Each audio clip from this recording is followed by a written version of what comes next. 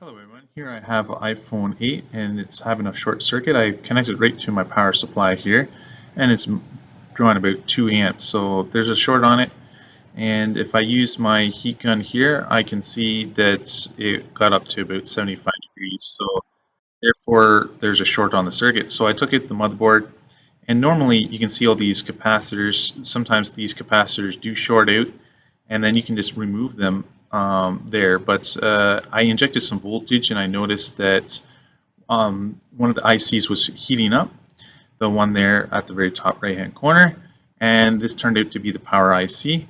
And so this has a short, and this is the issue. So normally if it's a capacitor you can remove it, but if it's IC it's a little bit more in depth and of a if you enjoy electronics and you're interested in fixing TVs and phones and things like that, you can consider subscribing to the channel.